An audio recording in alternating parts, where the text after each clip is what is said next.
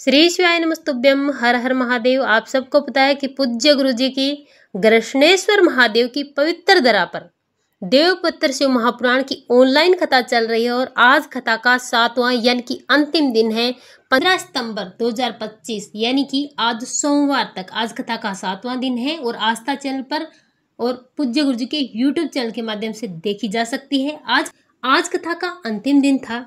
तो आज की कथा में हम आपको बताने वाले हैं पूज्य गुरु जी के द्वारा बताए गए कुछ विशेष बातें और पूज्य गुरु जी द्वारा बताए गए श्राद्ध पक्ष के बचे हुए दिनों में आपको कुछ ऐसे उपाय करना है जिससे आपको मिलेगी पितृ दोषों से मुक्ति। अगर धन को लेकर समस्या बनी हुई है, कर्ज बढ़ता जा रहा है, बीमारियां बहुत ज्यादा, लड़ाई झगड़े हो रहे हैं, तो पूज्य गुरु जी ने आज की कथा में 3 ऐसे महाउपाय बताए हैं जो आपको जरूर करना चाहिए।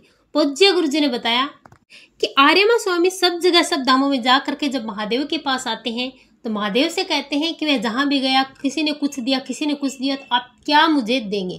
तो महादेव ने कहा कि आप यहाँ बैठिए, मैं आपको कथा सुनाता हूँ। कहते हैं महादेव जैसा वक्ता नहीं और महादेव जैसा श्रोता नहीं। शिव महापुराण की कथा महादेव ही कहते हैं और महादेव ही सुनने वाले होते हैं। भगवान महादेव ने जब आर्यमा स्वामी को कथा सुनाई तो आर्यमा स्वामी कथा में इस तरह से डूब गए कि उन्होंने अच्छी तरह से शिव महापुराण की कथा को ग्रहण किया। तब भगवान महादेव ने कहा कि जो भी व्यक्ति इस संसार में श्राद्ध पक्ष के 16 दिनों में शिव महापुराण की कथा सुनेगा उसका उद्धार होगा, उसके पूर्वजों को तृप्ति मिलेगी। अगर किसी ने श्राद्ध पक्ष के 16 दिनों में शिव महापुराण की कथा अगर तनिक क्षण भर भी सुन ली तो उनके पितरों को मुक्ति मिलेगी। पूज्य गुरु जी ने कथा के माध्यम से बताया कि भगवान महादेव ने आर्यमा स्वामी से कहा कि आज मैं तुम्हें वर देता हूँ, जो भी श्राद्ध पक्ष के 16 दिनों में इस संसार में जो तुम्हें याद करेगा यानी कि आर्यमा स्वामी को याद करेगा, जो महादेव शिव शंकर को याद करेगा, उसकी समस्त पीढ़ियां तर जाएगी, पितृ दोष समाप्त हो जाएंगे और पितृ दोष से संबंधित जो भी परेशानियां आ रही है सारी परेशानियों से छुटकारा मिलेगा, पितरों को तृप्ति मिलेगी। उस व्यक्ति को कभी भी अपने पितरों के निमित्त पिंडदान तर्पण कुछ भी करने की जरूरत नहीं पड़ेगी। और चलिए बात करते हैं पूज्य गुरु जी ने आज जो 3 ऐसे महाउपाय बताए हैं आपको जरूर करने चाहिए। अगर आपके जीवन में संकट बहुत ज्यादा है, परेशानियां आ रही है, किसी ने आपसे कह दिया कि आपके घर में पितृ दोष है, इस कारण से आपका व्यापार ठप पड़ा और आपकी मनोकामना पूरी नहीं हो पा रही है, तो पूज्य गुरु जी ने बताया कि पितृ पक्ष यानी कि श्राद्ध पक्ष की 10वीं तिथि और द्वादशी तिथि 2 दिन में आपको इस उपाय को करना है। इस उपाय के लिए आपको 3 चावल के दाने लेने हैं, अक्षत चावल के दाने, 3 आपको बेलपत्री लेनी है, 1 कलश में जल भरना है जिसमें आपको गंगा जल जरूर डालना है। इसे लेकर के आपको चले जाना है महादेव के मंदिर में शिवलिंग के पास, उत्तर दिशा की तरफ मुख करके आपको सबसे पहले 1 लोटा जल महादेव के शिवलिंग पर समर्पित कर देना है, आर्यमा स्वामी का ध्यान करते हुए और श्री शिवाय नमस्तुभ्य मंत्र का जाप करते हुए। इसके बाद आपके पास जो 3 बेलपत्री है उन 3 बेलपत्री को आपको एक एक करके महादेव की शिवलिंग पर समर्पित करना है और इसके बाद 3 चावल के दाने एक एक करके महादेव के शिवलिंग पर आप समर्पित कीजिए।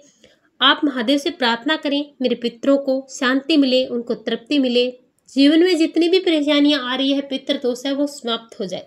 पूज्य गुरु जी ने बताया कि अगर आपने श्राद्ध पक्ष की 10वीं और द्वादशी दोनों में से किसी भी एक दिन इस उपाय को कर लिया तो कभी भी आपके घर में धन की कमी नहीं आएगी, पितृ दोष समाप्त हो जाएंगे और आपके पितरों को तृप्ति मिलेगी। चलिए बात करते हैं पूज्य गुरु जी द्वारा बताए गए आज के दूसरे उपाय की। ये उपाय आपको करना है 10वीं तिथि यानी कि श्राद्ध पक्ष की 10वीं के दिन, एकादशी के दिन, द्वादशी के दिन। आप इस उपाय को श्राद्ध पक्ष की शिवरात्रि के दिन कर सकते हैं और आप इसे अमावस्या के दिन भी कर सकते हैं। पूज्य गुरु जी ने बताया कि इनमें से किसी भी दिन आपको ये सोम पितृ वाला उपाय जरूर करना है। इस उपाय के लिए आपको अपने घर में बनने वाली पहली रोटी लेनी है, उस पर आपको घी लगाना है, उस पर थोड़ा सा मीठा डालना है और इसे लेकर के चले जाना है आपके घर के आसपास या फिर गौशाला है जहां भी गौ माता आपको मिलती है, उन्हें आपको अपने पितरों का स्मरण करते हुए खिला देना है। आर्यमा स्वामी का आपको स्मरण करना है और अगर आपने श्राद्ध पक्ष में पड़ने वाली 10वीं द्वादशी के दिन इस उपाय को कर लिया, एकादशी के दिन भी आप इस उपाय को कर सकते हैं, तो आपके जीवन में कभी भी धन की कमी नहीं आएगी, व्यापार और कारोबार की वृद्धि होगी, आपके पितृ आपको आशीर्वाद देंगे, पितृ दोष समाप्त होगा, पितरों को तृप्ति मिलेगी और आपको आपके पितरों का आशीर्वाद मिलेगा। और चलिए अब बात करते हैं पूज्य गुरुजी द्वारा बताए गए अगले उपाय की, जो आपको श्राद्ध पक्ष की प्रदोष के दिन करना है। और ये उपाय बहुत ही महत्वपूर्ण है। अगर पितृदोष है, पितृदोष के कारण आपके घर में समस्याएं आ रही है, बीमारियां बढ़ रही है, कर्ज बढ़ रहा है, व्यापार नहीं चल रहा, और अगर आपके घर में लक्ष्मी नहीं आ पा रही है, किसी ने कह दिया पितृदोष है, किसी ने कोई सा भी दोष बता दिया, तो पूज्य गुरुजी ने बताया कि आपको कुछ भी करने की जरूरत नहीं है। एक चौमुखी विशेष दीपक आपको 4 पितरों का स्मरण करते हुए इस जगह पर लगाना है, जिससे सारी समस्याएं तो दूर होगी। महादेव की कृपा से आपके पितरों को तृप्ति मिलेगी, व्यापार और कारोबार की वृद्धि होगी, आपके घर में धन आना शुरू हो जाएगा।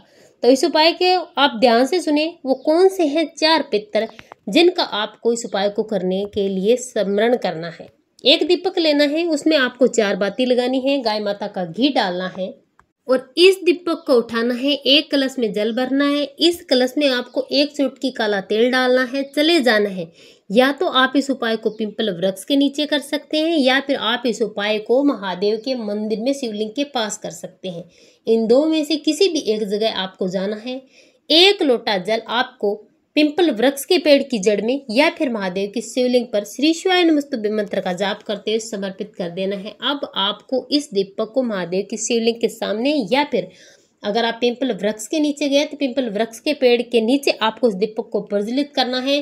4 बातें लगाई है, 4 पितरों का स्मरण करना है, चारों पितरों को आपको नमन करना है। वो पितर कौन से हैं, ध्यान से सुने। सबसे पहला अग्निसुता पितर, दूसरा वर्षत पितर, तीसरा है आज्ञा पितर और चौथा है सोमपति पितर। अगर आप श्राद्ध पक्ष की प्रदोष के दिन इस उपाय को करते हैं, 4 पितरों को नमन करके अगर आप इस उपाय को करते हैं, तो कभी भी जीवन में आपको पितर परेशान नहीं करेंगे, आपको आशीर्वाद देंगे और जितनी भी समस्याएं आपके घर और परिवार में आ रही है, सारी समस्याएं दूर होगी और महादेव की असीम कृपा आपको मिलेगी।